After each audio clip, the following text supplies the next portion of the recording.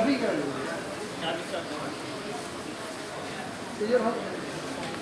चलिए शुरू करते हैं। एक बार पूरा नया महाविद्यालय के बताना चाहते डॉक्टर किशकांत सर को और डॉक्टर अश्विनी नायक मैडम को और डॉक्टर आमिर सर को स्टेज पे आमंत्रित करता हूँ।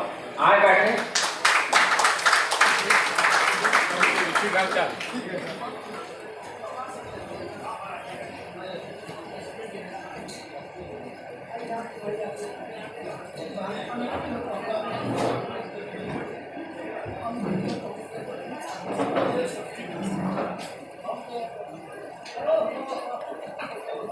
मैडम स्टेज पे आ जाए, स्थान ग्रहण करें।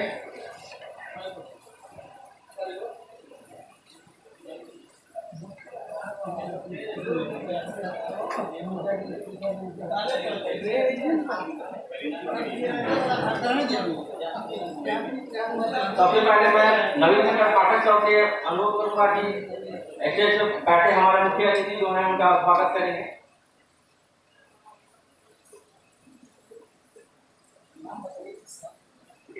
नवीन शंकर पाठक साहब आप हमारे यशस्वी प्रधानाचार्य डॉक्टर के सिंह का स्वागत करेंगे।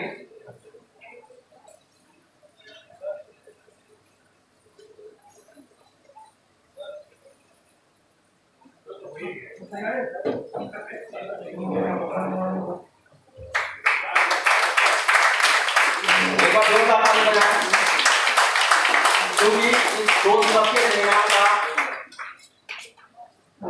आयोजन में सर का बहुत बड़ा योगदान है।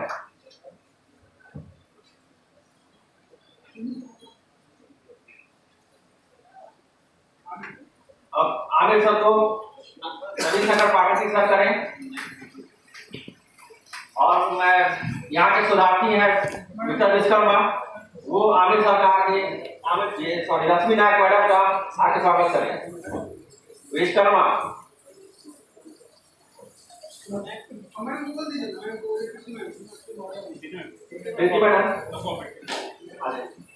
मैडम का स्वागत करें।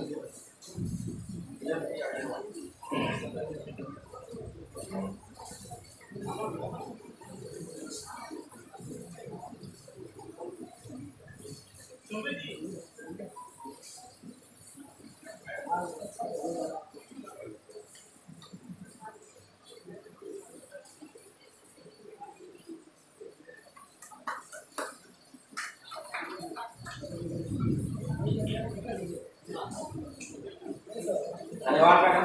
अब आगे बढ़ते हैं। इस ICSSR स्पॉन्सर्ड 2 दिवसीय सेमिनार जो हमारे महाविद्यालय में चल रहा है, कल से आज दूसरा दिन है, आज इसका शुभारंभ करते हैं।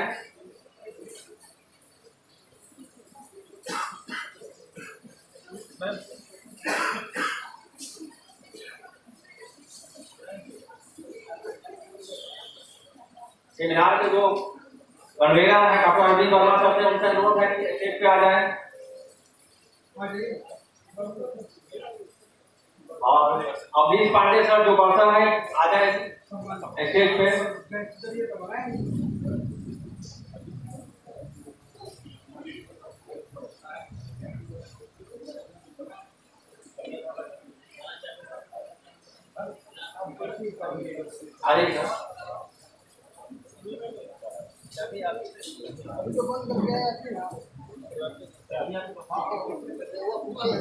अरे बैठिए।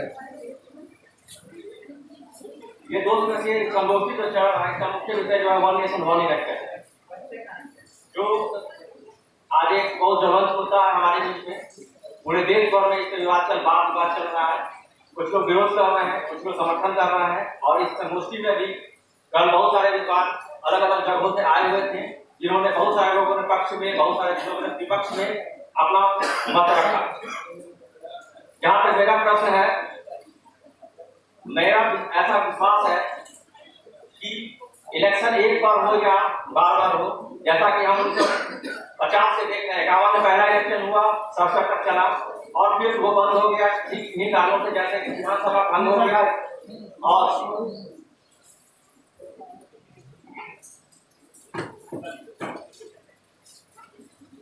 उसके बाद फिर से बारी बारी सिलेक्शन शुरू हुआ और अभी तक चल ही रहा है। किसान जी, पानी से बने। अब मैं अभी वर्मा सर से आग्रह करूंगा कि अभी सर को स्वागत करें।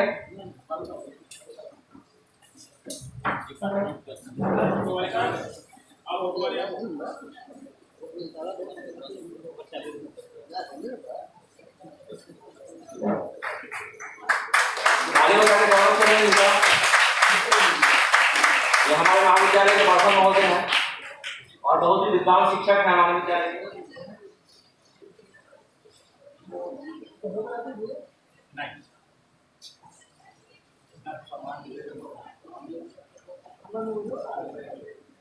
स्टार्ट करते हैं। जो हमारे देश में चुनाव की प्रक्रिया चल रही है शुरू से लेकर अब तक, इसमें बहुत सारे लोगों ने अपना अपना मत किया है, तो मैं इस पर से थोड़ा सा बोलूंगा। मेरा अपना विश्वास है, जो मुख्य बातें हैं जो लगभग जितने भी विद्वान कल आए थे अलग अलग जगहों से उन्होंने अपना मत दिया है, सबको मैं सपोर्ट करता हूँ। लेकिन मेरा अपना विश्वास है कि दो चीजें जो महत्वपूर्ण है कि चुनाव प्रक्रिया को थोड़ा ट्रांसपेरेंट करने का, और दूसरा है कि जनता को जागरूक करना, ये सबसे महत्वपूर्ण है। जनता जब तक जागरूक नहीं होगी, एक बार इलेक्शन हो या 10 बार इलेक्शन हो, उसका कोई महत्व नहीं है, बात वही होगा। जब तक जनता अच्छे ढंग से चुनाव प्रक्रिया को नहीं समझेगी, पॉलिटिकल पार्टीज के जो मैनिफेस्टो है उसके इंपॉर्टेंस को नहीं समझेगी, क्या पॉलिटिकल पार्टी कह रहे हैं, क्या करने वाले हैं और कहां तक कर सकते हैं, उनकी क्या क्षमता है, जब इस देश की जनता जागरूक होगी, समझेगी, तभी जाके इस तरह की जो चुनाव प्रक्रिया है बहुत, और जहां तक विकसित राष्ट्र बनाने का बात है, अगर ये दोनों चीज नहीं होता है तो मुझे लगता है कि 1997 तक भी हमारा देश विकसित हो पाएगा। इसलिए यहाँ पे जितने लोग हैं सब शिक्षित हैं, और जहां तक डिजिटल डेमोक्रेटिक एम्पावरमेंट का बात है, तो डिजिटली हम निश्चित रूप से बहुत आगे बढ़े हैं, लेकिन अभी भी एक अच्छा खासा वर्ग इससे वंचित है। शहरी क्षेत्र में देख सकते हैं बहुत सारे हाथ मोबाइल है, लेकिन अभी भी बहुत दूर दराज ग्रामीण क्षेत्रों में लोग इससे वंचित हैं। तो डिजिटल इंडिया जो पहल शुरू की गई है हमारे यूनिक डिस्पेंसेशन के द्वारा, निश्चित रूप से सराहनीय है, और माय गवर्नमेंट जैसे पहल इसमें प्रशंसनीय है।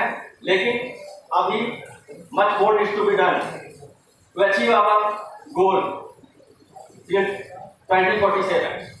मतलब अभी ये सरकार जो हमारे यूनिक डिस्पेंसेशन है बहुत सारे इस पे कदम उठा रही है कि हम लोग 1947 तक विकसित बने, और उस पर बहुत सारा अपने पॉलिसी ला रही है, तो बहुत प्रशंसनीय है, और कुछ क्रिटिसाइज भी किए जा रहे हैं। तो उन सब बातों पर अभी यहाँ नहीं जाना है गोष्ठी में। अभी हमारे बहुत सारे शोधार्थी यहाँ इकट्ठे हुए जो अपना प्रेजेंटेशन देना है। सबसे पहले मैं अपनी बातों को खत्म करते हुए सबसे पहले मैं अपने प्रधानाचार्य महोदय को यहाँ अध्यक्षीय भाषण से बोलूँगा। धन्यवाद।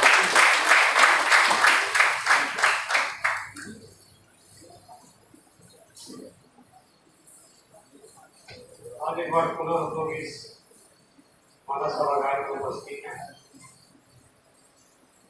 मंच पर आके इस राष्ट्रीय संकाय के संयोजक doctor Arvind Verma, organising secretary doctor Alok Kumar Chaturvedi, doctor Priyaranjan ji, doctor Nishant, मंच पर उपस्थित हमारे विश्वविद्यालय के बीए विभाग के शिक्षक डॉक्टर आमिर जी, जीडी कॉलेज से आई हुई डॉक्टर रश्मि जी, सामने उपस्थित हमारे महाविद्यालय के शिक्षक, दूर जगहों से आए हुए पार्टिसिपेंट्स,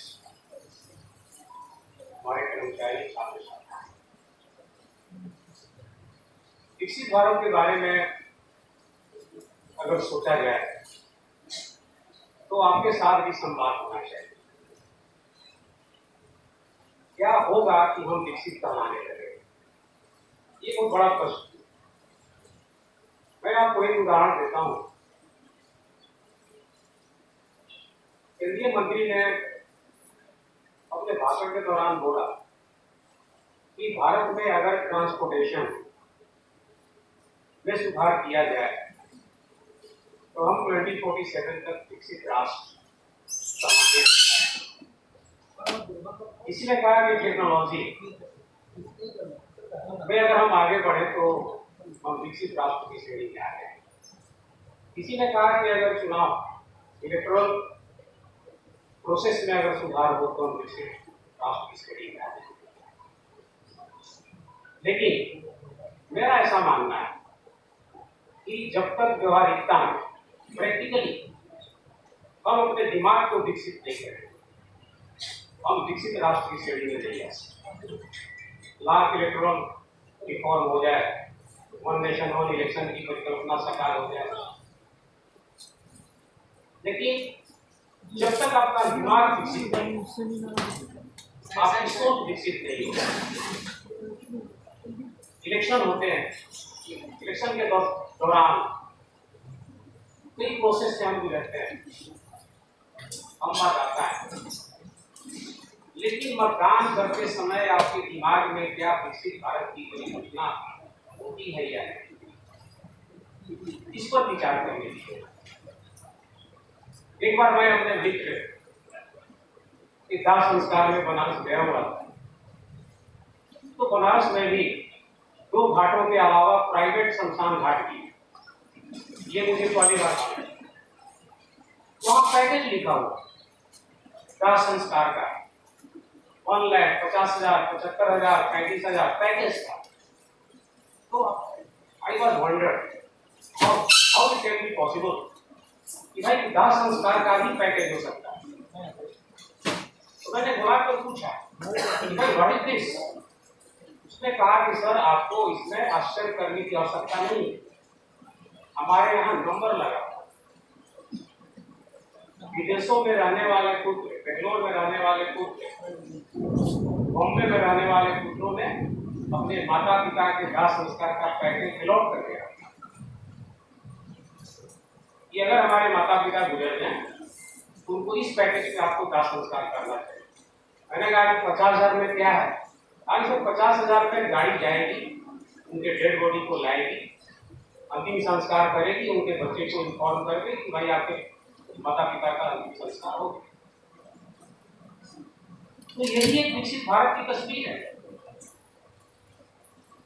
यही तो विकसित भारत है, जहां पर हमारी सांस्कृतिक चेतना, जहां पर हमारा मनोविज्ञान, जहां पर हमारे अंदर का आदमी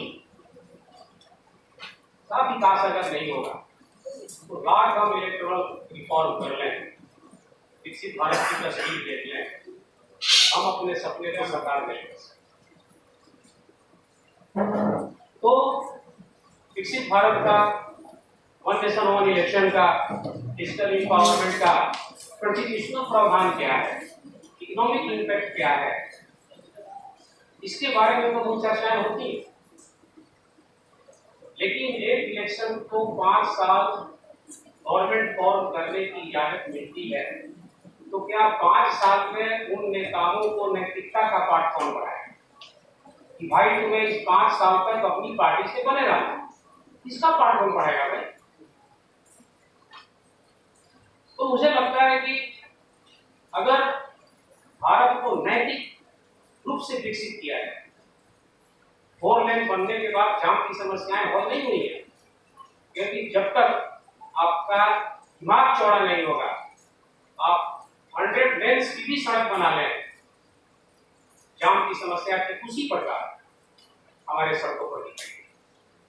तो जरूरत है इंटेलेक्ट के विकास का, जरूरत है आपके अंदर जो बुद्धिजीवी है, जो एक इंटेलेक्चुअल फीलिंग्स है, इमोशनल फीलिंग्स है, मॉरल फीलिंग्स है, उसको जगाइए।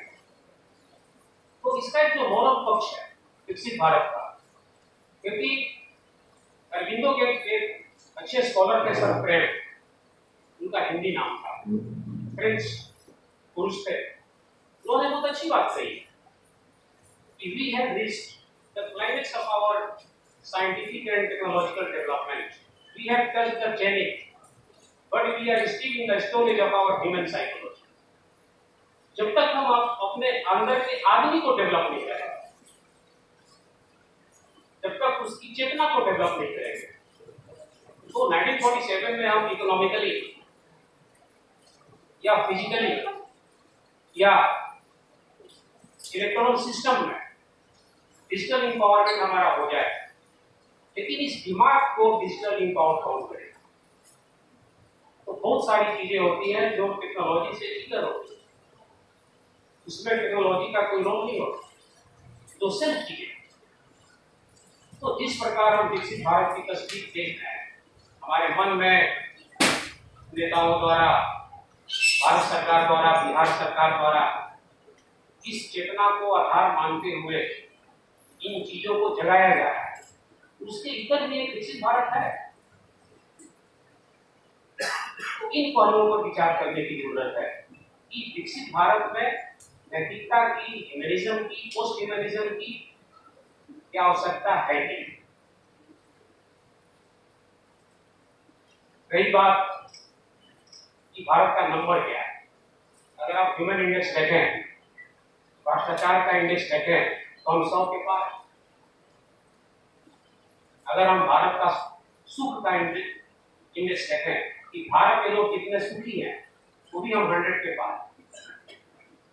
ये केवल कहने से कि आगे आने वाले समय में हम संसार की 6वीं इकोनॉमी हो जाएंगे और हम गीत गाते रहें कि India is the biggest democracy in the world, ये सब गीत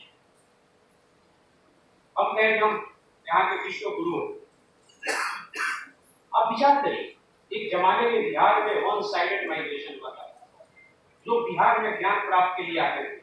आज भी बिहार में वन साइडेड माइग्रेशन ही है, यहाँ के लोग बाहर जाते हैं, यहाँ कोई नहीं आता।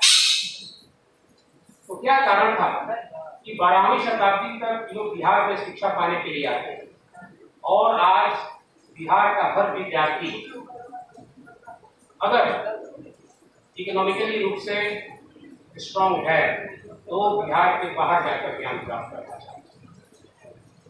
तो बंधुओं, विकसित भारत हो सकता है कि ड्रीम हो, एक फैंटासी हो, लेकिन अगर हमारे अंदर नैतिक बल, अगर नैतिकता का समावेश जब तक हम डिजिटल डेमोक्रेटिक एम्पावरमेंट के प्रोसेस में नहीं करेंगे, कोई भी सरकार एक टीम की नहीं सकती। हॉर्स ट्रेडिंग, आप ये पेपर में पढ़ते होंगे कि विधायकों को 5 स्टार होटल में, बिहार के विधायकों को जयपुर में 5 स्टार होटल में बंद करके रखा गया है। ये क्या है? कौन सी नैतिकता है? कौन सा ऐसा मैकेनिज्म है जो सरकार को अगर एक साथ इलेक्शन हो भी जाए तो ये सरकार 5 साल साथ चलेगी, इसकी गारंटी कौन देगा?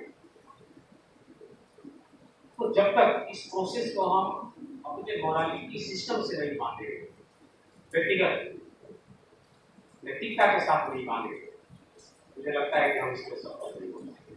फिर भी वन नेशन वन इलेक्शन एक अच्छा प्रोसेस है, क्योंकि भारत में अभी दौर चल रहा है, एवरीथिंग इज वन, एक राष्ट्र है, एक पहनावा होना चाहिए, एक धर्म होना चाहिए, एक सिविक कोड ऑफ कंडक्ट होना चाहिए, यूनिफॉर्मिटी होनी चाहिए। लेकिन क्या नैतिकता एक नहीं होनी चाहिए? जो नैतिकता हमारे लिए है वही नैतिकता होती है।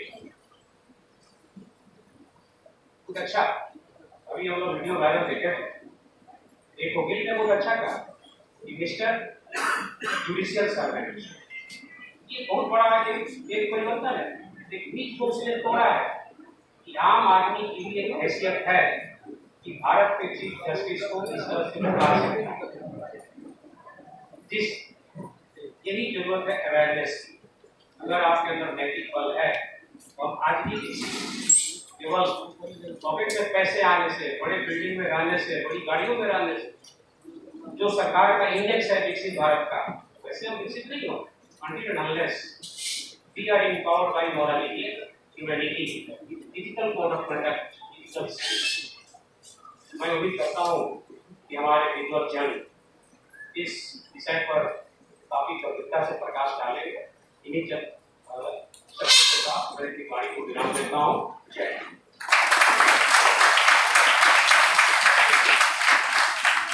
और सर ने बहुत ही अच्छे ढंग से ये हम लोग के सामने अपने ज्ञान साझा किया कि टेक्नोलॉजी ही लास्ट स्टेज नहीं है डेवलपमेंट।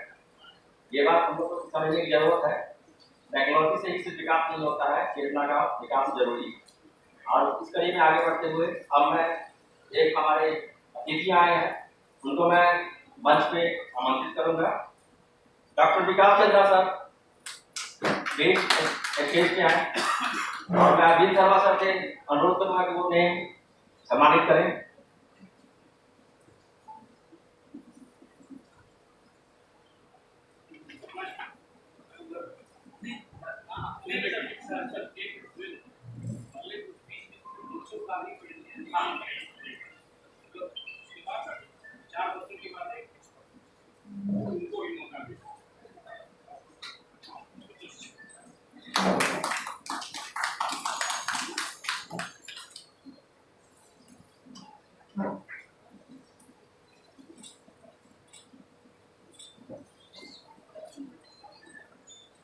आगे बढ़ते हैं। अब अपने अतिथियों से क्षमा चाहते हुए आगे अब जो शतार्थी और छात्र बैठे हुए हैं मैं उनको आमंत्रित करूंगा कि अपना आगे प्रेजेंटेशन दें। सबसे पहले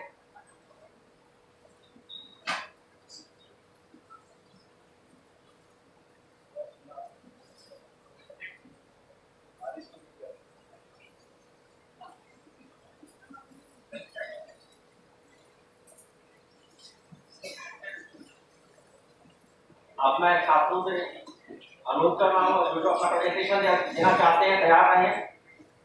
4 शतार्थी के बाद एक अतिथि आएंगे यहाँ पे बोलेंगे जो हमारे वक्ता है, मुख्य वक्ता। तो सबसे पहले अब मैं एक शतार्थी को बुला रहा हूँ। उनका नाम है डॉक्टर कमलेश कुमार राय। वह पूर्व शतार्थी हैं जो भारतीय प्रजातंत्र में निर्वाचन प्रक्रिया में भ्रष्टाचार से संबंधित अपनी बातें रखेंगे।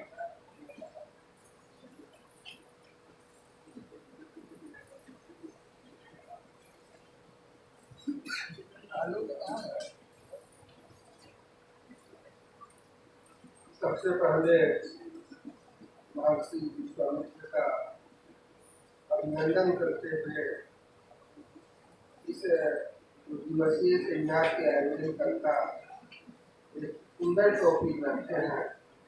इसके लिए मैं विद्यालय के प्राचार्य आए हुए अतिथियों का स्वागत करता हूँ। मेरे समझ से विकसित भारत में 3 बाधाएं हैं। पहली बाधा जो है वह मुद्रा बल है। आज कल चुनाव में उसी व्यक्ति को टिकट मिल पाता है जिसके पास मुद्रा है। अगर मुद्रा नहीं है वह चुनाव लड़ने में सक्षम नहीं हो पाता। ऐसे स्थिति में जो हमारे योग्य लोग हैं ये पिछड़ जाते हैं और हम लोग चयन करते समय ही गलत लोगों का चयन कर और अच्छे फल किया जाता है। दूसरी बात है कि बाहुबल, जिसके पास ताकत है, जिसके पास पावर है, उन्हीं को सरकार, चाहे पॉलिटिकल पार्टी जो राजनीतिक दल है, प्रमुख राजनीतिक दल, ये लोग ही टिकट पाते हैं। और वैसे लोग या विधायिका का काम उनके ही ऊपर छोड़ दिया जाता है। जो लोग अपने ही भ्रष्ट हैं, वे विधान कैसे बने? वैसे ही विधान बनाएंगे जो उनके मनोकूल। तीसरी बात है मंत्रालय पर आज कल निर्वाचन आयोग जो है एकमात्र चुनाव कर रहा है। मंत्रालय में बैठे लोग जब चाहते हैं हमारे निर्वाचन को प्रभावित करना। 2009 से लेकर अब तक जो भी डाटा उपलब्ध है उसके अनुसार 200 से अधिक लोग अपराधी या तो बाहुबली, इनका किसी न किसी केस में नाम दर्ज है। वैसे लोग टिकट पाकर और हमारे संविधान की संप्रभुता की शक्ति की रक्षा करने की दुहाई दे रहे हैं। भारतीय लोकतंत्र में व्याप्त भ्रष्टाचार और मेरी राय यह है कि सबसे पहले भारतीय सर्वोच्च न्यायालय को चाहिए कि अपने अधीनस्थ न्यायालय को या एक फैसला दे 1 साल के अंदर जो भी इनका आपराधिक रिकॉर्ड है उसको देखते हुए इनको साबित हो जाए कि अपराधी रिकॉर्ड है, उनको आजीवन चुनाव लड़ने से देना। दूसरी बात है कि जो हमारे बड़े बड़े राजनेता हैं, एक धन का गबन कर राष्ट्र की संपत्ति को हानि, ऐसे स्थिति में विकसित भारत हमें नहीं लग रहा है कि 300 वर्षों में मिलेगा। 300 वर्ष का आजीवन नहीं बनेगा, भारत हमेशा पिछड़ता ही रहेगा। तो भ्रष्टाचार का निर्वाचन आयोग को चाहिए कि जो लोग थोड़ा भी भ्रष्टाचार में लिप्त होंगे आजीवन निर्वाचन से चुनाव नहीं। ऐसी स्थिति जब एक अच्छे माहौल का निर्माण होगा, अच्छे प्रतिनिधि जाएंगे, अच्छा कानून बनेगा, तभी भारत विकसित भारत बन सकता है। इसके सिवा भारत विकसित कभी नहीं। आजकल देखा जाता है एक साधारण विधायक जिनके पास 1 साल का डाटा में संपत्ति कुछ है और 2 साल में इसकी संपत्ति 200 गुना से आखिर यह जनता की लूटी हुई संपत्ति है। तो सब और हमारे जो उनके कार्यपालिका के लोग काम करने वाले कहीं उनसे भी अधिक प्रश्न। ऐसे स्थिति में एक विकसित भारत की कल्पना करना सही नहीं। और हम जब तक अपने अंदर एक अच्छी सोच का निर्माण नहीं करेंगे, एक नैतिक विकास बात नहीं सोचेंगे, हाथ में हाथ मिलाकर विकसित भारत के बारे में नहीं सोचेंगे, तब तक भारत विकसित होने का कल्पना शून्य से है। मैं अपने वाणी को समाप्त करने का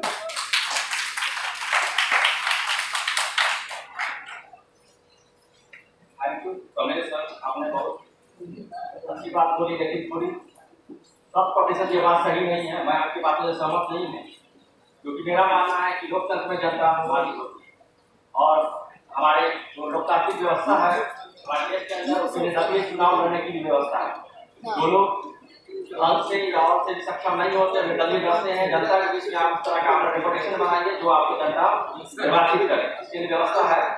और हमारे देश के प्रधानमंत्री को देख लीजिए, वो क्या बहुत ज्यादा संपन्न तो नहीं है, लेकिन प्रधानमंत्री हैं देश के।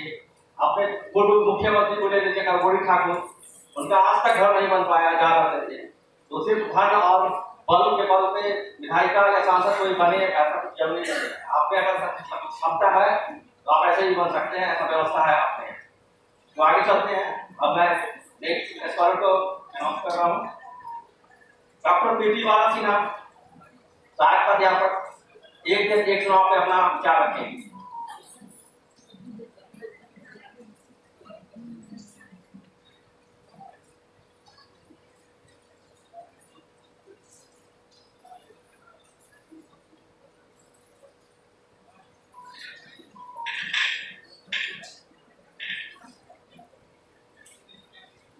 मलचासी हमारे सरकार रह रहे हैं, स्वागत और अभिनंदन करती हूँ।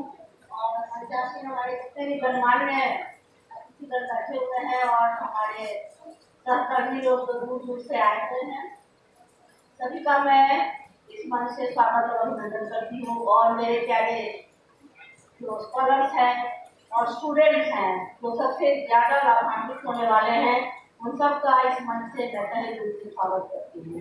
सबको नमन है, सबका अभिवादन है। मेरा टॉपिक है 1 नेशन 1 इलेक्शन। ये नरेंद्र मोदी की कल्पना है। 1947 में हम जन्म पहुंच रहे हैं और उन्होंने एक डेवलप्ड नेशन का सपना देखा है और उसकी ओर हम बढ़ रहे हैं। उन्हीं के वक्तव्यों में से मैं उनके शब्दों में बताना चाह रही हूँ। एक not a dream, it is a mission. We will not stop or bend until we build a विकसित भारत। तो ये उनका दृढ़ संकल्प है और हम देखते हैं कि वो बहुत हद तक अपने संकल्प लेते हैं और कामयाब होते हैं। और हम सभी नागरिक को कोशिश करनी चाहिए कि हम सहयोग करें। लेकिन मैं कल से सुन रही हूँ और मैंने भी जो हमारे पूर्व प्रेसिडेंट हाई लेवल कमेटी बनी थी, तो उसने जो 25 सितंबर 2023 में बनी थी और 2024 सितंबर में उन्होंने रिपोर्ट किया और बड़े उसमें गणमान्य लोग थे। तो उसमें भी बहुत सारी बाधाएं, तो मुझे तो कहना नहीं चाहिए, लेकिन मैं हिस्ट्री की विद्यार्थी हूँ और मुझे लग रहा है कि कहीं नहीं कहीं ये परिकल्पना, कहीं ये सपना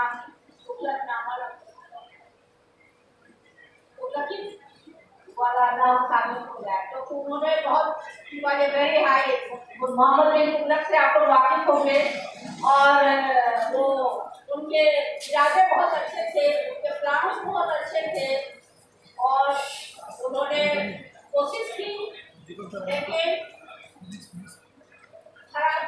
प्रैक्टिकल लेवल पर सक्सेसफुल नहीं हो पाए।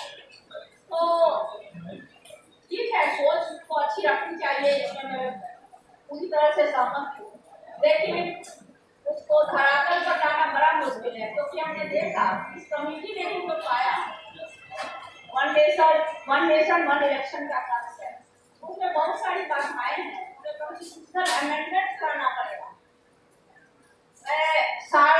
मैं इसको पढ़ नहीं रही हूँ, मैं इसका सार बता रही हूँ जो मैंने पाया है। तो बहुत सारे सुधार आएंगे तभी हो सकता है और मैं इसमें बहुत बल्कि पूरी तरह से 100% जो यहाँ के महाविद्यालय के प्राचार्य ने कहा है, महाविद्यालय के प्राचार्य ने कहा है कि नैतिक और भावनात्मक डेवलपमेंट ये ज्यादा जरूरी है, इस पर ध्यान देना होगा। और ये जो वन नेशन वन इलेक्शन का कॉन्सेप्ट है, तो ये मैं नहीं जानती हूँ कि पूरी तरह से साकार हो पाएगा कि नहीं, क्योंकि इसमें बहुत सुधार लाना है। जो हाई लेवल कमेटी ने भी जो अपना रिपोर्ट प्रस्तुत किया है, उसमें बहुत सारी समस्याएं हैं जिनको धरातल लेवल पर जब आप सॉल्व करने बैठेंगे तो बहुत ही मुश्किल है। बहुत सारे कॉन्स्टिट्यूशनल अमेंडमेंट्स हैं जो आप नहीं कर पाइएगा। बहुत जगह आपको स्टेट को नजरअंदाज करना होगा and that would be wrong, constitutionally wrong। तो ये सब बाधाएं हैं, इन्हें हमें देखना है। तो हमको लगता है, मेरी ये धारणा है कि नैतिक और भावनात्मक डेवलपमेंट बहुत जरूरी है, जो कि अभी लुप्त हो रहा है।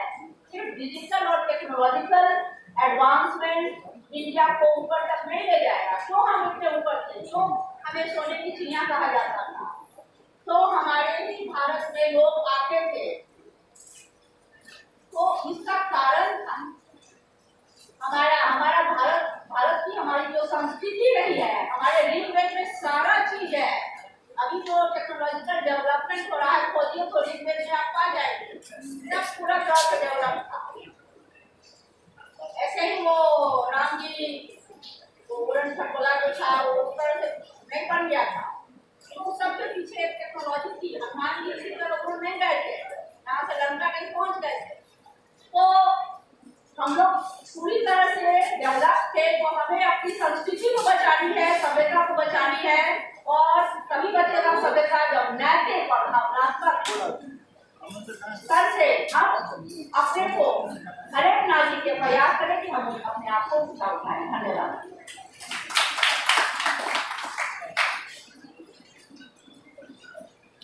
बहुत धन्यवाद मैडम ने बहुत अच्छी बातें रखी, नैतिकता पे बल दिया। और ये हमारे देश में जो राष्ट्रपिता थे महात्मा गांधी, उनका दर्शन में हम पढ़ते हैं, जब उन्होंने भी अपने दर्शन में इस चीज पे बल दिया है कि नैतिकता और राजनीति को जोड़ दिया जाए तो बहुत विकास अब तक संभव है।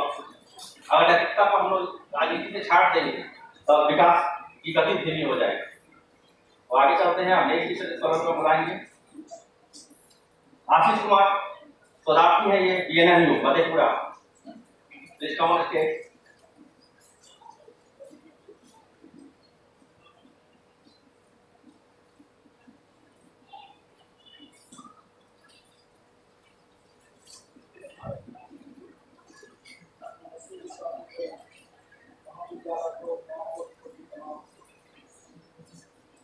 आदरणीय अध्यक्ष महोदय, सम्मानित मंच एवं मैं आशीष कुमार शोधार्थी राजनीति विज्ञान विश्वविद्यालय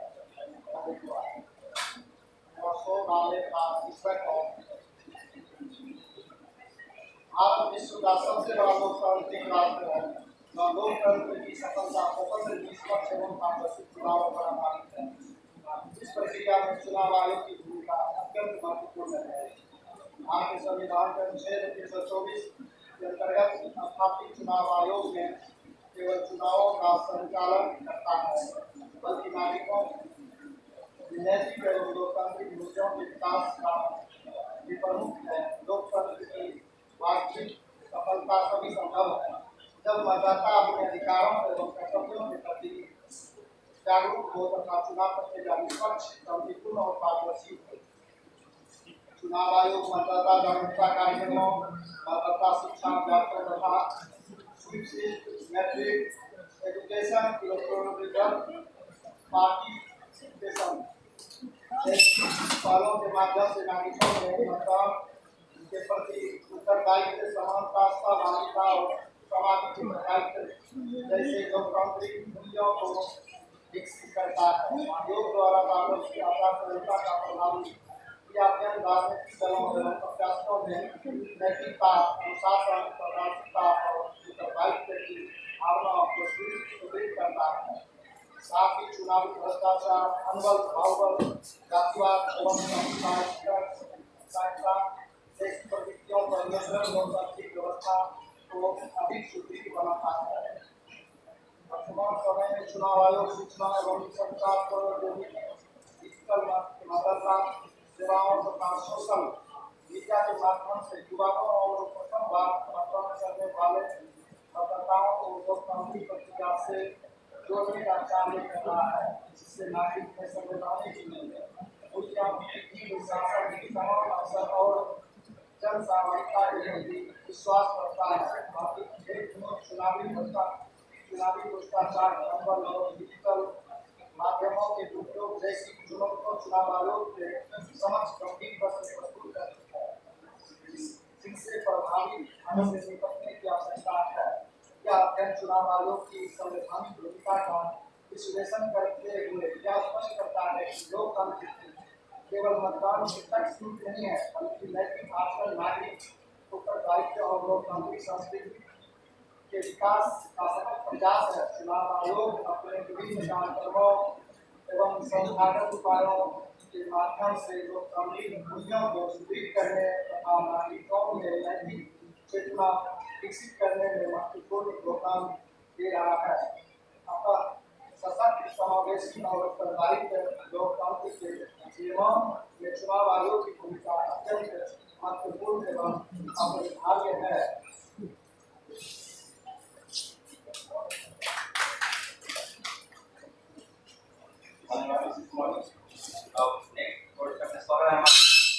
सुहानी कुमारी शोधार्थी है, ये आइए। इसका टॉपिक है digital transformation of the election commission of India.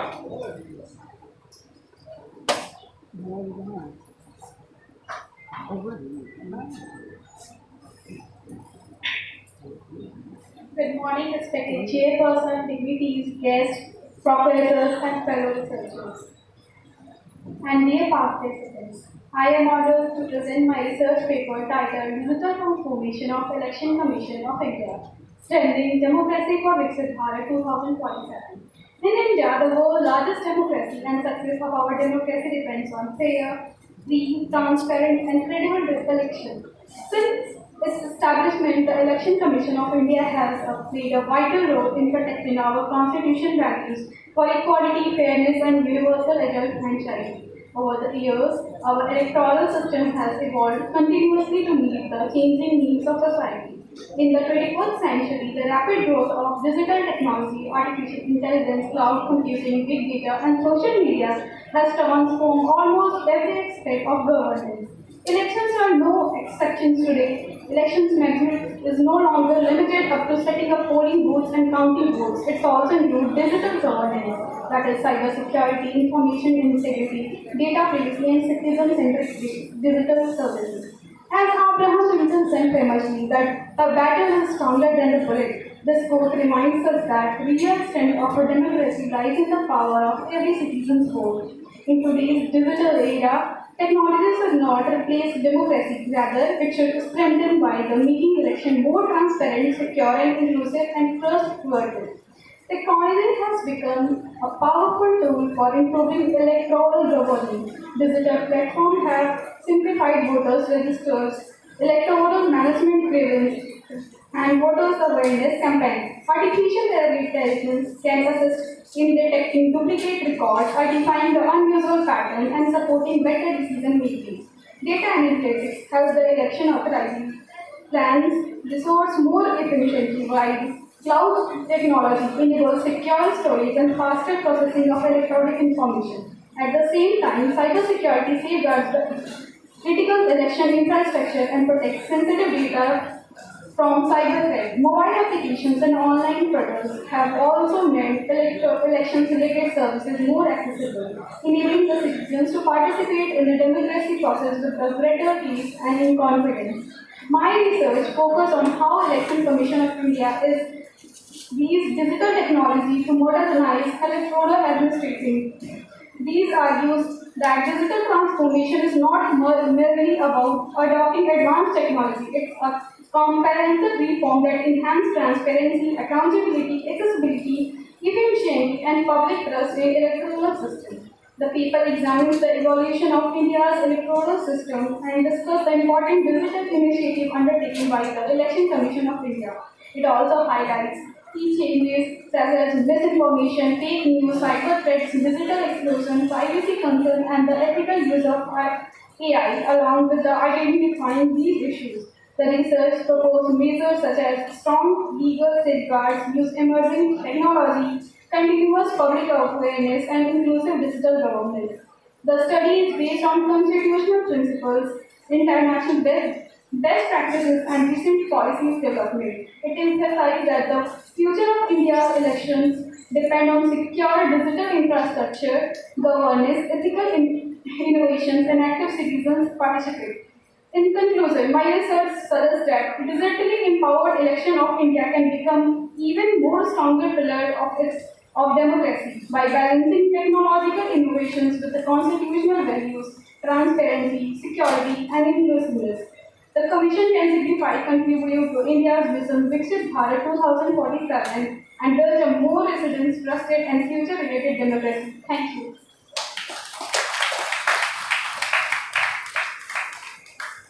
Thank you, Ms. Swani Kumari.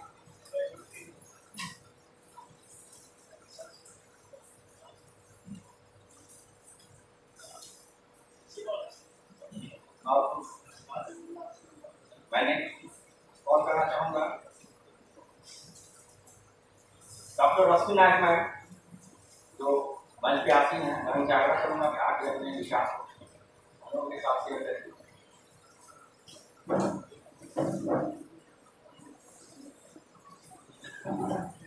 Doctor Rashmi Nayak Ram Bharti college से राजनीति विज्ञान विभाग में असिस्टेंट प्रोफेसर के पद पर कार्यरत हूँ।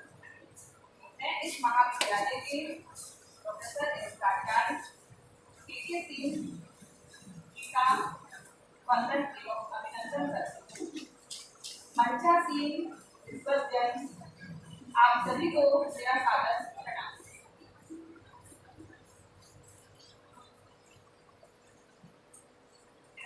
एक राष्ट्र एक चुनाव ये कोई नया विचार नहीं है, पर पहले भी बहुत चर्चा विचार विमर्श हो चुका है। लेकिन अभी संयुक्त समिति की रिपोर्ट आने के बाद इस पर चर्चा ज्यादा होने लगी है। भारत की वर्तमान जनसंख्या 146 करोड़ तथा पंजीकृत मतदाताओं की संख्या लगभग 99 करोड़ है। विश्व के बड़े लोकतंत्र में इतनी विशाल चुनावी प्रक्रिया का संचालन अत्यंत जटिल रहा है।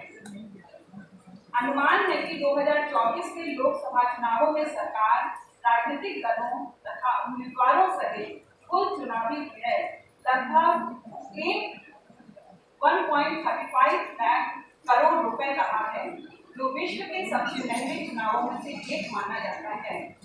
एक राष्ट्र एक चुनाव प्रस्ताव पारित होने से न केवल वित्तीय व्यय बल्कि श्रम, सरकारी कर्मचारी, सुरक्षा बल, प्रशासनिक मशीनरी एवं अन्य संसाधनों को बचाया जा सकता है। बार बार होने वाले चुनाव में लागू होने वाली आचार संहिता के कारण विकासात्मक एवं नीतिगत नीतियों पर भी प्रभाव पड़ता है, उसमें भी कमी आएगी। इससे शासन प्रशासन में निरंतरता बनी रहेगी तथा उद्योगों एवं व्यवसायों के लिए नीतिगत स्थिरता बढ़ेगी, जिसमें घरेलू एवं विदेशी निवेशकों का विश्वास भी मजबूत होगा। बार बार होने वाले चुनाव से मतदाताओं में चुनावी थकान उत्पन्न होती है, उससे भी राहत मिलेगी। मतदाताओं की भागीदारी में भी वृद्धि होगी।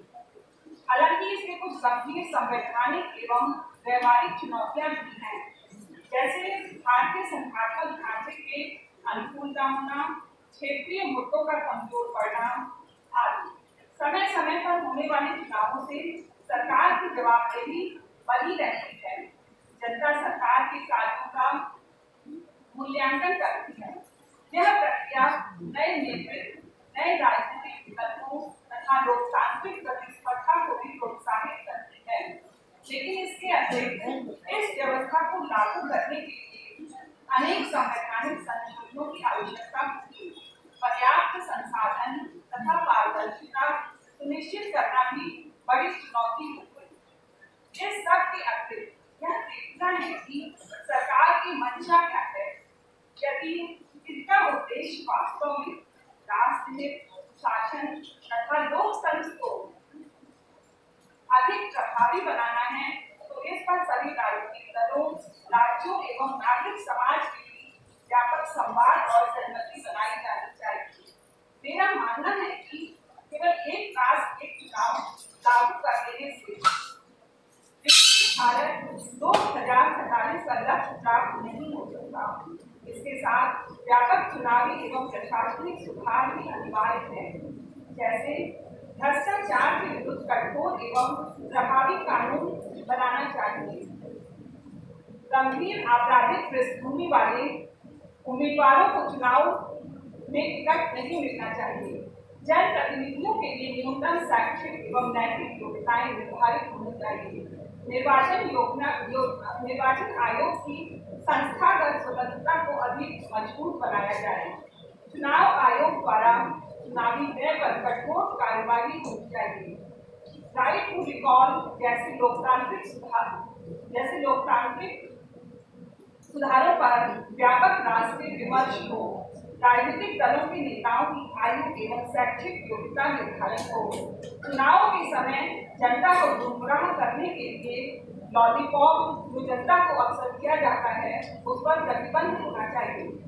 इस प्रकार वर्तमान डिजिटल युग में एक राष्ट्र एक चुनाव करना कोई कठिन कार्य नहीं है, क्योंकि आज हमारे पास डिजिटल संसाधन है। हमारा देश बहुत बड़ा है, यहाँ मानव संसाधन भी इतने हैं कि इसको आराम से लागू किया जा सकता है। लेकिन 2027 तक विकसित भारत का सपना तभी साकार होगा जब लोकतांत्रिक मूल्यों, संघीय ढांचे, पारदर्शिता और जन विश्वास के साथ कोई समझौता न किया जाए। धन्यवाद।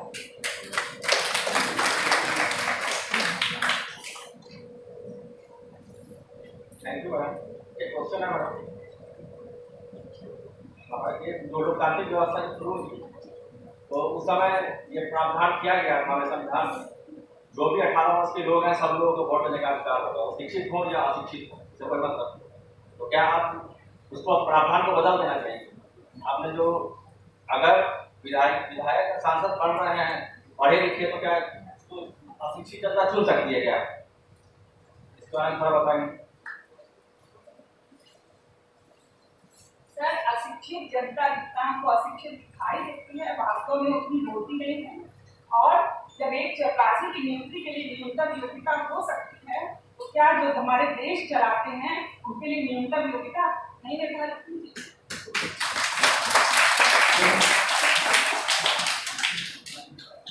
अच्छी बात है, होनी चाहिए, लेकिन वहाँ जो बैठे हुए हैं संसद में, चाहे विधानसभा में, निश्चित रूप से वहाँ जो नीति निर्धारण का काम होता है वो बहुत ही विद्वान लोग करते हैं। कुछ ऐसे वैसे लोग बताते नहीं है। जितने भी देश के कुछ अधिकारी हैं और जो भी कुछ पद पे हैं वही लोग नीति निर्धारण का काम करते हैं। जो जीत के आते हैं मुझे लगता है कि वो लोग बहुत कम काम करते हैं और ज़्यादातर नीति निर्धारण काम वही लोग करते हैं। इसलिए उस पर हम लोग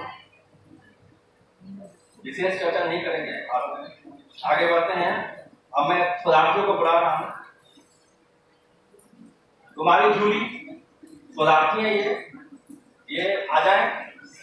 कुमारी जूली, इनका विषय है नैतिक एवं लोकतांत्रिक मूल्यों के विकास में चुनाव आयोग की भूमिका।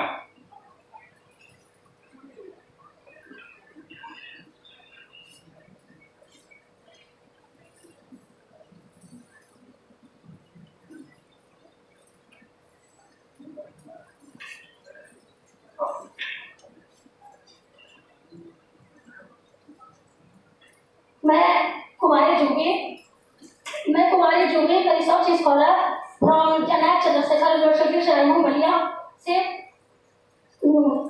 इस राष्ट्रीय संगोष्ठी में उपस्थित आदरणीय अध्यक्ष महोदय, सम्मानित अतिथिगण, समस्त गुरुजनों एवं उपस्थित प्रतिभागियों को मेरा सादर प्रणाम। आज के इस राष्ट्रीय संगोष्ठी का महत्वपूर्ण विषय है विकसित भारत 2047 के लिए भारत की निर्वाचन प्रणाली का पुनर्निर्माण, एक राष्ट्र एक चुनाव एवं डिजिटल लोकतंत्र स्थापना की ओर, जिसमें मैं अपने शोध पत्र जिसका विषय है नैतिक एवं लोकतांत्रिक मूल्यों के विकास में लोकतंत्र का चुनाव आयोग की भूमिका, एक विषयात्मक अध्ययन। देखिए, जैसा कि हम सब जानते हैं कि भारत विश्व का सबसे बड़ा लोकतांत्रिक देश है, जहाँ प्रत्येक वयस्क नागरिक को मताधिकार प्राप्त है। लोकतंत्र की वास्तु सफलता इस बात पर निर्भर करती है कि चुनाव आयोग कितने स्वतंत्र, पारदर्शी, निष्पक्ष एवं विश्वसनीय है। यदि चुनाव प्रक्रिया निष्पक्ष होगी तो नागरिकों को भी लोकतंत्र के प्रति विश्वास बढ़ेगा एवं लोकतांत्रिक मूल्यों का भी विकास होगा। देखिए, मैं ये नहीं कहना चाहूंगी कि यहाँ लोकतांत्रिक मूल्य नैतिकता की बात हो रही है। यहाँ एक राज्य दूसरे राज्य के प्रति ऐसी भावना रखी है तो वहाँ हम लोग एक राष्ट्र एक चुनाव की बात हम लोग कर रहे हैं। कल मैंने एक सर का सुना, हमको अच्छा नहीं लगा कि हम कह रहे हैं कि मैं गर्व महसूस करता हूँ कि मैं बिहार का नहीं हूँ। ये मैं कहना चाहती हूँ, क्या बिहार, हम लोग बिहार, यूपी, मध्य प्रदेश, हम लोग ये जब सोचेंगे तो हम एक राष्ट्र एक चुनाव की बात हम कैसे कर सकते हैं? जब तक हम ये ना सोचे कि हम भारतीय हैं, हम हिंदुस्तानी हैं, तब हम ये एक राष्ट्र एक चुनाव की बात हम कर सकते हैं। तो मैं अंत में यही कहना चाहूंगी कि चुनाव आयोग केवल चुनाव कराने वाली संस्था नहीं बल्कि लोकतांत्रिक मूल्यों का संरक्षक भी है। इसकी निष्पक्षता, पारदर्शिता और जागरूकता संबंधी प्रयास लोकतंत्र को मजबूत बनाते हैं। आप सभी का धन्यवाद। मुझे कोई अगर त्रुटि हुई हो तो मैं क्षमा चाहती हूँ।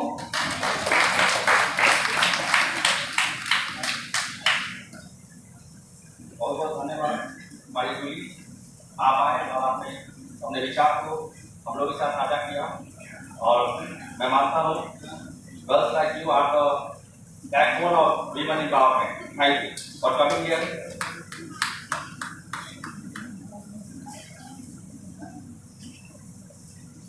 नेक्स्ट में मैं आर्य शंकर पाठक को इनवाइट करूंगा। तो शोधार्थी हैं दिल्ली विश्वविद्यालय के।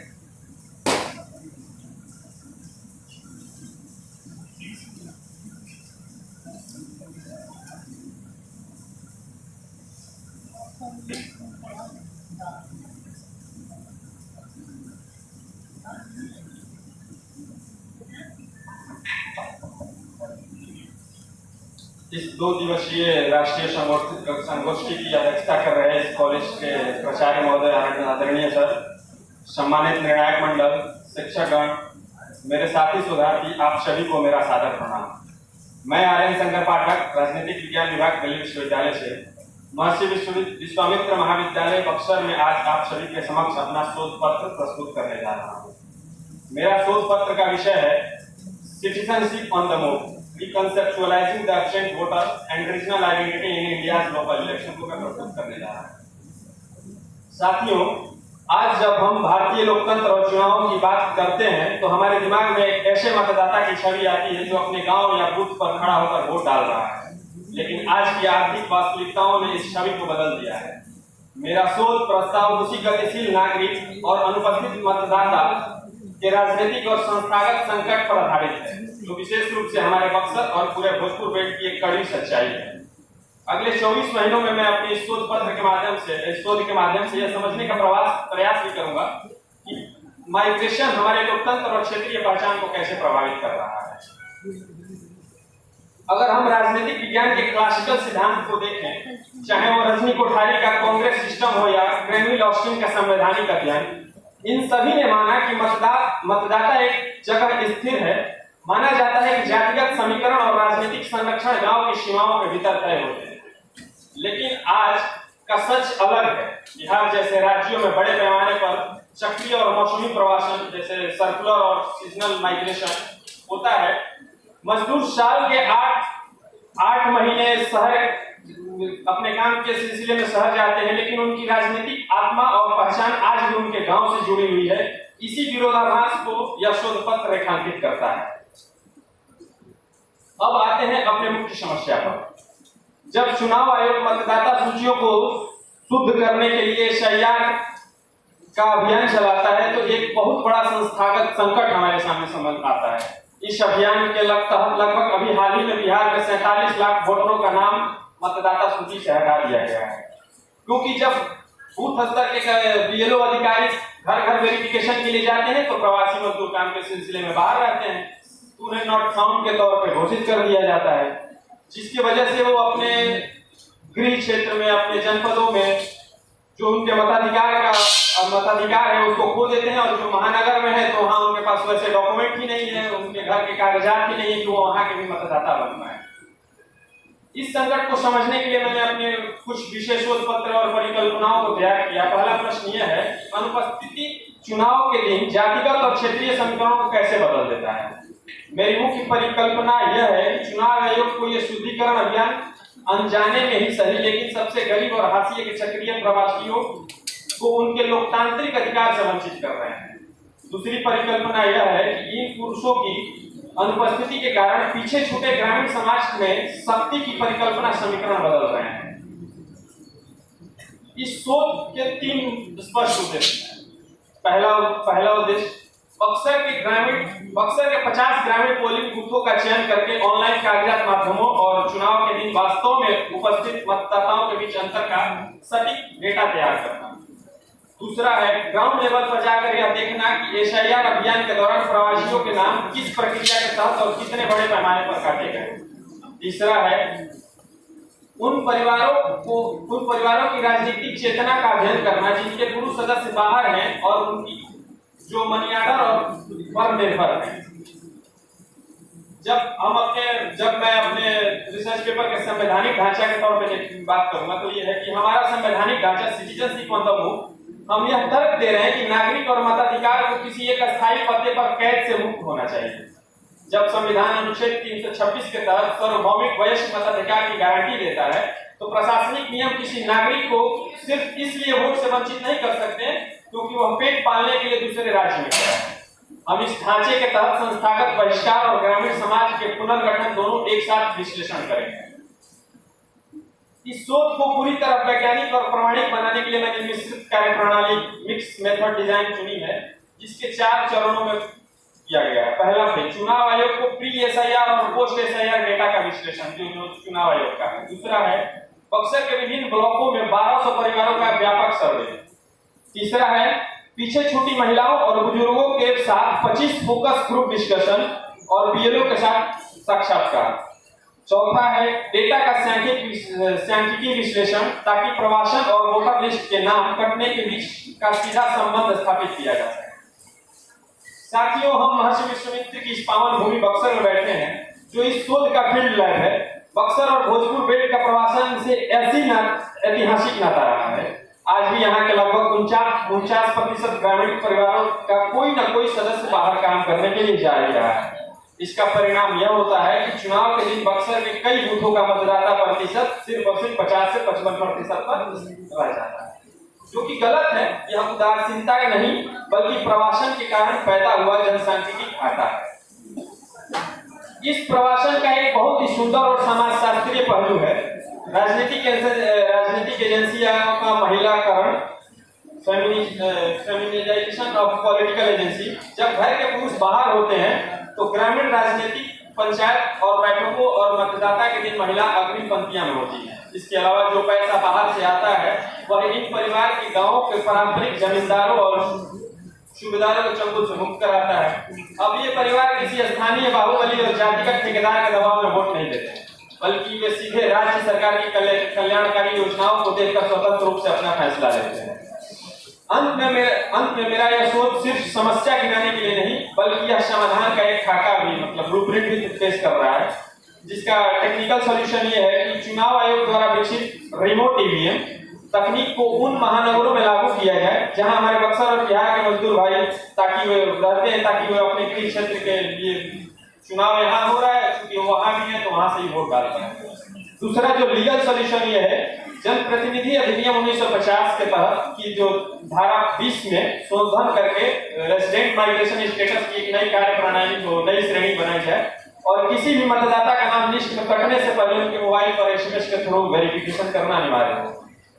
जब हम अपने गतिशील नागरिकों को मुक्त धारा में शामिल नहीं करेंगे तब हमारी क्षेत्रीय विविधता और लोकतंत्र का उत्सव अधूरा रहेगा। इन्हीं शब्दों के साथ मैं अपने प्रस्ताव का विराम देता हूँ। धन्यवाद।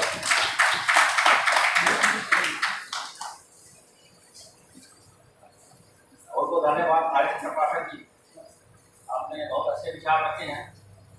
जो चुनाव आयोग द्वारा stand for special intensive division जो किया गया पूरे देश पर, उसके ट्रांसपेरेंसी आपने सवाल उठाया, उसने जो किया है उसपे जो माइग्रेशन के कारण जो प्रॉब्लम क्रिएट हो रहे हैं, जो लोग बिहार से या और अन्य राज्य से जो लोग बाहर जा रहे हैं उनका नाम काट दिया गया, ठीक है। लेकिन सबसे पहले मैं ये बता दूं कि ये चुनाव आयोग को संवैधानिक अधिकार है एसआईटी करने का, और इसमें कोई जुडिशियरी भी इसमें इंटरफेयर नहीं कर सकता है। तो ये काफी राइट्स है जो कॉन्स्टिट्यूशनल राइट्स है, तो वो करेगा। ये जरूरी भी है। कैसे? क्योंकि बहुत सारे लोग मर जाते हैं जब या छोड़ देते हैं जैसे, तो उसको रिफॉर्म करने के जो वोटर लिस्ट होता है उसको रिफॉर्म करने के लिए ये प्रक्रिया जरूरी है। लेकिन इस बार जो साइटिंग हुआ है बहुत बृहद स्तर पर हुआ है, और कुछ निश्चित रूप से मैं भी ये मानता हूँ कि जो एलिजिबल वोटर्स थे उनका नाम भी कटा है इस बार, नो डाउट। तो आगे तो करते हैं।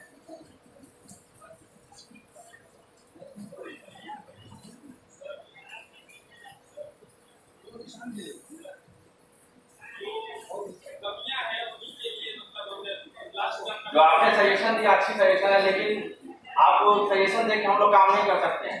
हम लोग सिर्फ सिटीजन हैं, सिर्फ सजेशन दे सकते हैं, लेना नहीं लेना वो वहाँ बैठे हुए हैं लोग। जब हम सजेशन देंगे, जब हमारा उतना पावर होगा, जब हम उतने अच्छे से पावर नहीं है सिटीजन के पास, वो लेजिस्लेचर के पास पावर है। आइए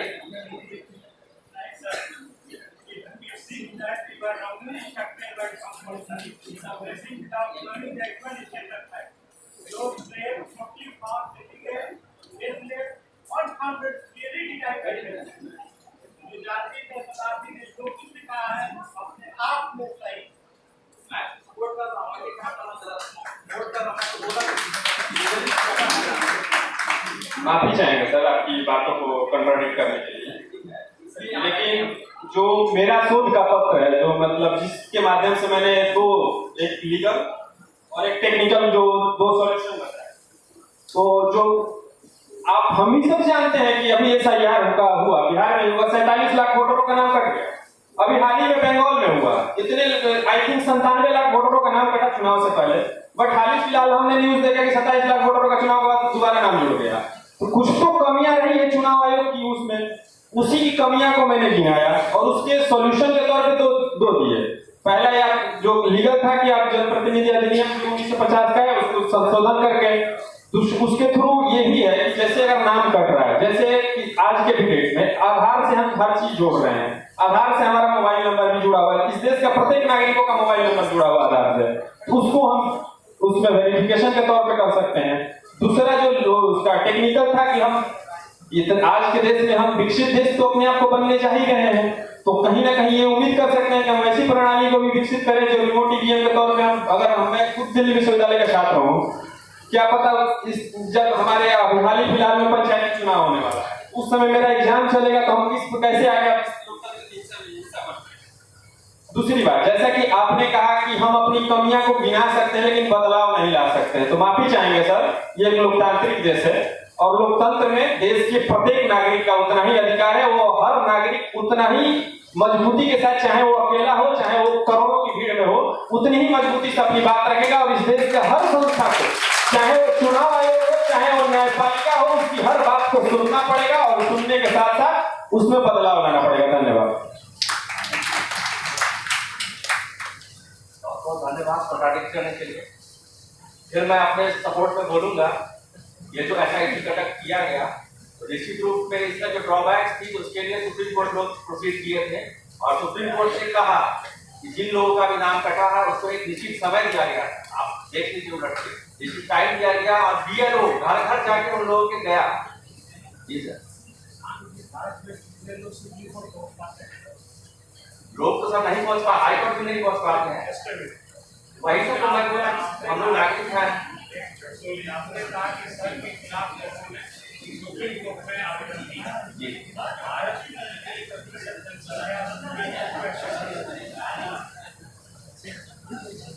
क्या सुप्रीम कोर्ट जाकर छोटी सी बात के लिए लाख रुपया करोड़ रुपया खर्च करेगा?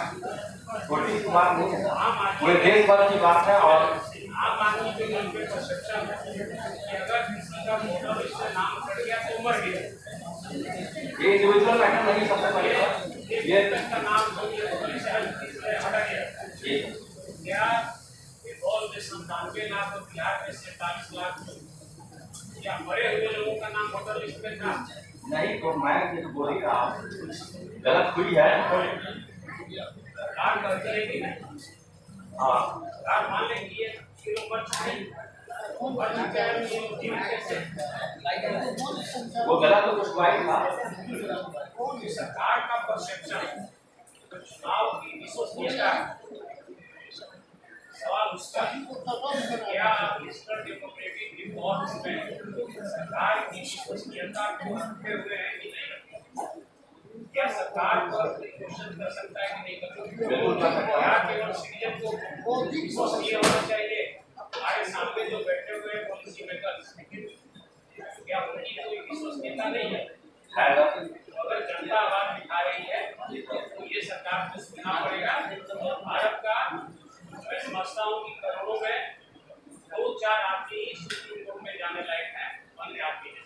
ठीक है, थैंक यू सर, आपका विचार बहुत अच्छा है, लेकिन इसके फिर मैं बोलना चाहूँगा कि पिछले 1.5-2 महीने से एक हमारे सोशल एक्टिविस्ट का शोषण होना मान चुके जो दिल्ली में हाथ में बैठे हुए हैं, अभी तक गवर्नमेंट का एक भी आंसर उनके पास नहीं गया है। यहाँ क्यों बात से बैठे, जबकि उनका जो मैटर है एकदम लीगल मैटर है, लेकिन एक सरकार का बस नहीं।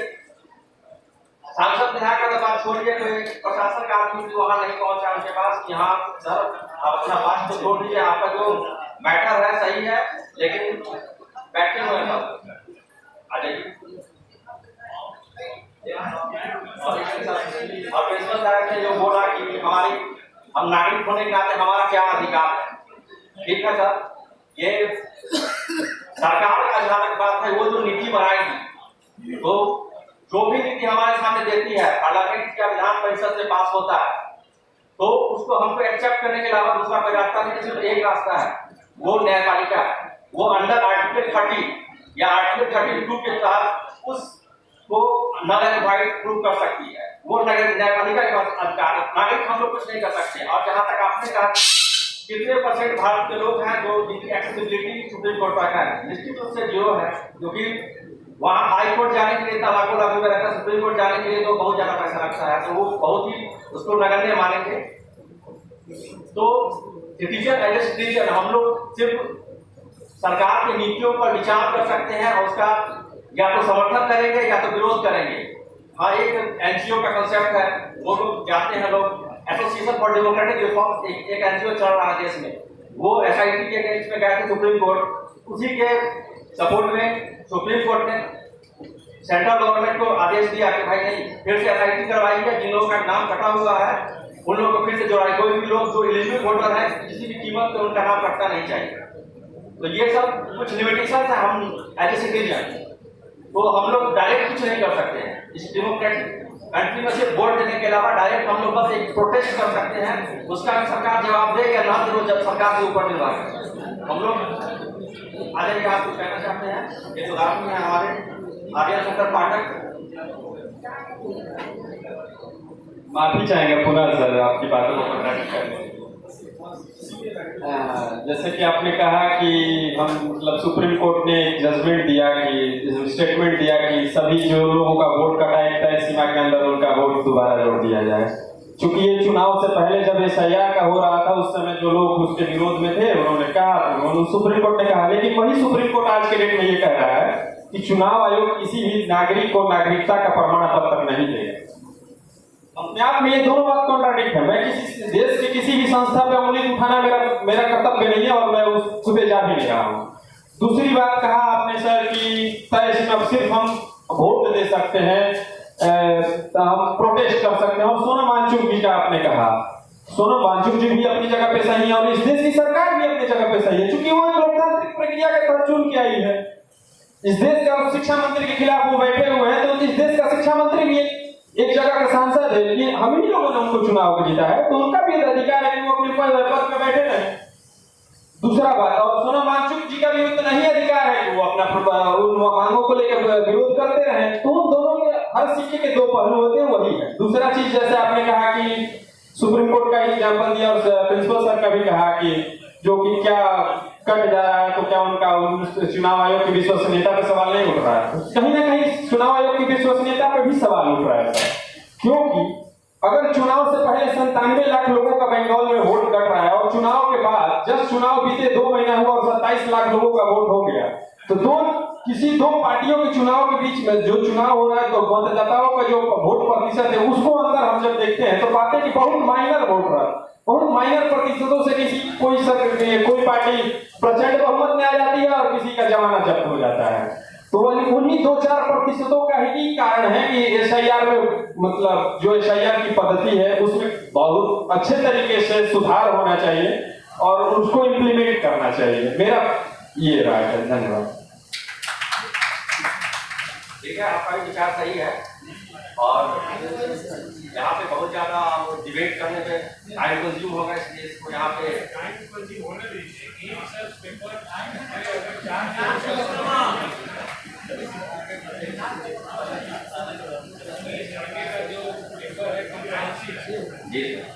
अवार्ड मिलना चाहिए आपके कमेटी के तरफ से। अब तक जो हमारे संयोजक हैं वो उस पर विचार करें। ये मुद्दे से कहिए, अगर किसी बच्चे के रिसर्च पेपर में इतना डिबेट खड़ा कर दिया तो उसने काम किया,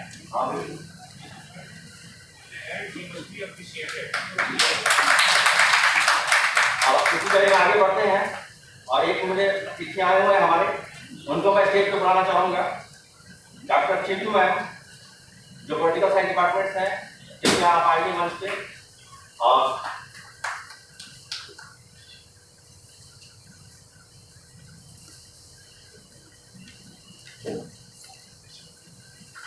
आगे बढ़ते हैं। सुधार तौर पर और मैं आपके मौर्य मैडम से अनुरोध करूँगा कि चिंटू मैडम को सम्मानित करें। जी सर। अब नेक्स्ट में जो स्कॉलर है कंचन कुमार, शोधार्थी हैं, ये आ जाए।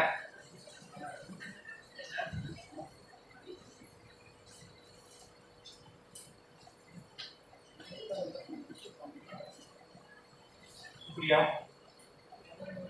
मैं निरंजन कुमार, खुद्दीराम बोस और प्रफुल्ल चाकी की शहादत भूमि से आप सबों को सादर प्रणाम करता हूँ। मेरा रिसर्च का टॉपिक है एक राष्ट्र एक चुनाव पर साम्यवादी दलों का दृष्टिकोण, अवसर, संकट और वर्गीय प्रभाव। हमारे देश में एक राष्ट्र एक चुनाव की प्रक्रिया और परिकल्पना कोई नई नहीं है। जब देश आजाद हुआ था और 1952 के इलेक्शन के बाद लगातार 3 इलेक्शन में इस प्रक्रिया को अपनाई गई, लेकिन लोग जब बात करते हैं तो बहुत सीधा बोल देते हैं कि किसी कारण से। भाई वो कारण क्या था और कौन सी सरकार को बर्खास्त की गई थी, ये बताने में आप डरते क्यों हैं? वो थी नमपुद्री पार्टी, कम्युनिस्ट पार्टी की सरकार, जिसको तत्कालीन सरकार, केंद्रीय सरकार ने बर्खास्त कर दिया था।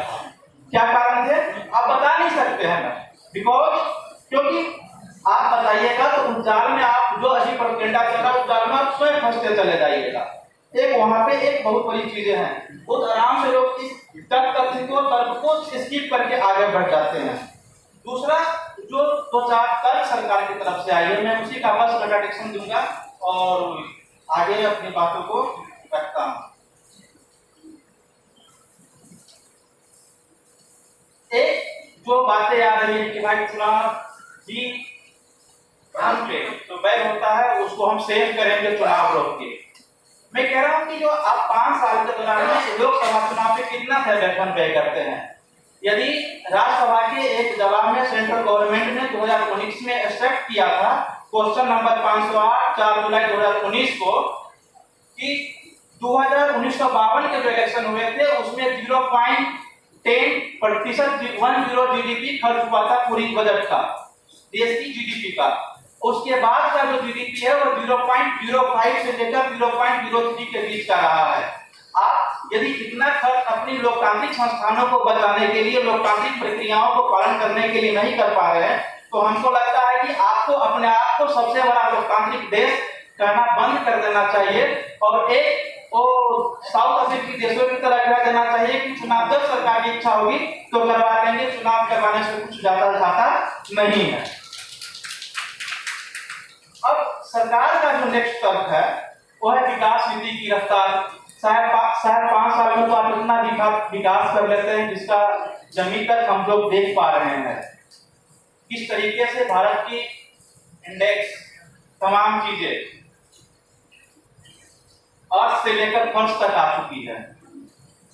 मोरालिटी की बात होती थी, कौन सी मोरालिटी जिसकी आज तक हम लोगों ने नैतिकता की कोई मापदंड ही तय नहीं किया कि बड़ों को प्रणाम करना ये नैतिकता है कि ये क्या है। एक गंभीर प्रश्न है। आप मोरालिटी की बात करते हैं तो उसका मापदंड क्या होगा? विकसित भारत की बात करते हैं उसका मापदंड क्या होगा? उसकी मिनिमम क्राइटेरिया क्या होगी? आप लोग तय करते हैं कि नेताओं से जब भी चुनाव पे बात हो तो लगता है कि सबसे बड़ा दोषी चुनाव के लिए नेता जिम्मेदार है। भाई वो नेता नहीं जिम्मेदार है, वो विश्वविद्यालय जिम्मेदार है जो अपने विश्वविद्यालय में छात्र संप्रदाय की प्रक्रियाओं को खत्म कर दिया।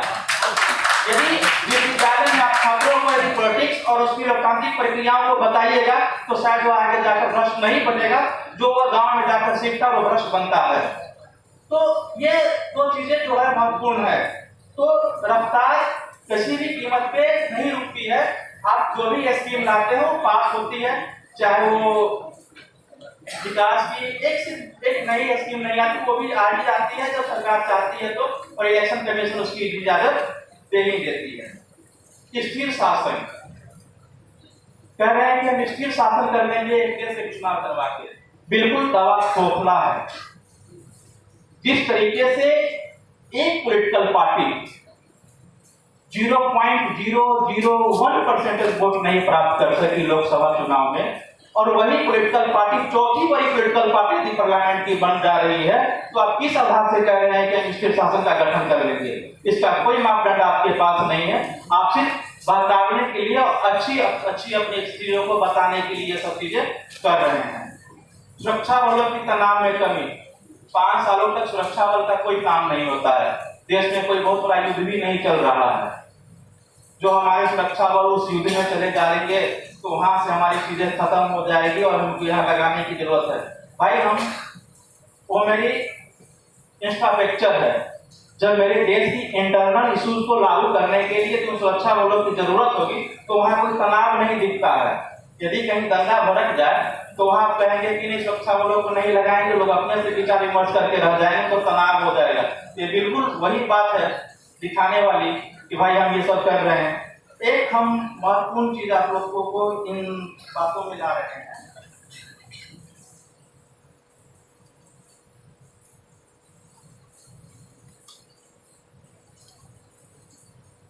जब एक वन नेशन वन इलेक्शन की बात होती है तो अक्सर एक बात होती है कि भाई इस दौरान में सेंट्रल मुद्दे पे सरकारें बनेगी और सेंट्रल मुद्दे की प्राथमिकता रहेगी और वोटिंग परसेंटेज का भी मामला होता है। हम जब वोटिंग परसेंटेज का लोकसभा इलेक्शन का और विधानसभा इलेक्शन का आप तुलनात्मक अध्ययन कीजिएगा तो आप देखिएगा कि विधानसभा चुनाव में वोटिंग परसेंटेज ज्यादा होती है अपेक्षा लोकसभा चुनाव के। एग्जाम्पल हम कुछ स्टेट की में वोटिंग परसेंटेज विधानसभा और लोकसभा को आपको बताना चाहूंगा।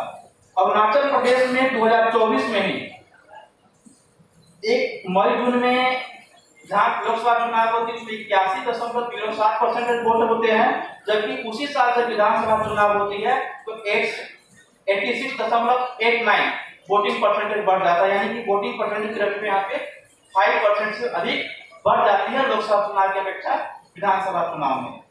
यदि हम बिहार की बात करें तो जब बिहार में 24 में लोकसभा चुनाव हुआ था तो वोटिंग परसेंट 56.28% था, जब वही 25 में जो विधानसभा चुनाव होती है तो उसकी वोटिंग परसेंटेज 67.25% हो जाता है।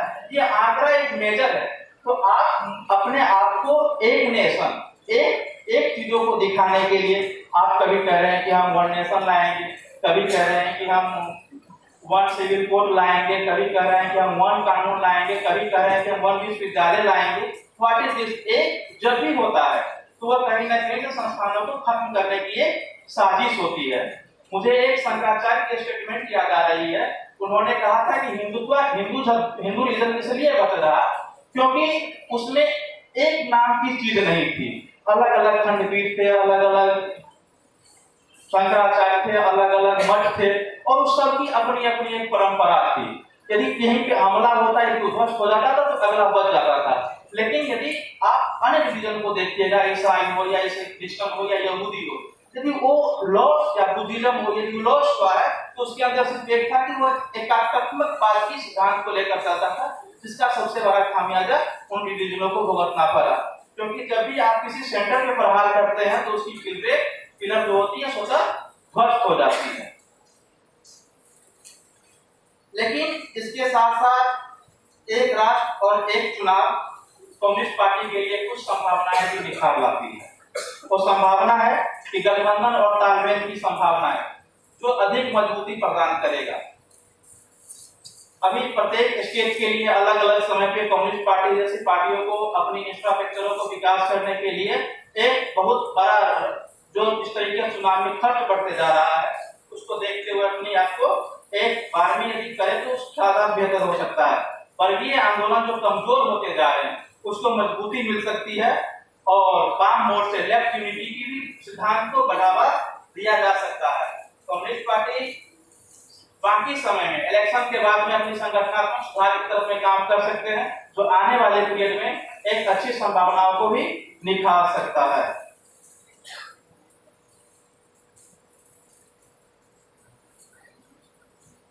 एक राष्ट्र एक चुनाव सिर्फ एक प्रशासनिक सुधार नहीं है, हमें यह एक लोकतंत्र की दिशा और दशा दोनों बदलने के काम करेगी और इनके कार्यान्वयन से पहले आवश्यक है कि इसमें संवैधानिक, राजनीतिक और सामाजिक आर्थिक तमाम पहलुओं को गहन विचार विमर्श के बाद ही इस पर विचार किया जाना चाहिए। किसी भी तरीके से नए विचारों को थोपने से पहले बेहतर है उसकी तमाम चीजों को हम लोग अलग अलग स्टेट में जो चीजें हैं उसको हम लोग देख लिया। अभी सिर्फ एक राष्ट्र एक चुनाव की बात नहीं हो रही है, अभी उसके साथ तीन चीजें आ गई हैं। एक आ गई है डिमिलिटेशन, एक आ गई है वुमेन रिजर्वेशन। अब आपको इन तीनों चीजों को कंबाइंड तौर से देखने की जरूरत है कि आखिरकार क्या फर्क पड़ने वाला है। शुक्रिया।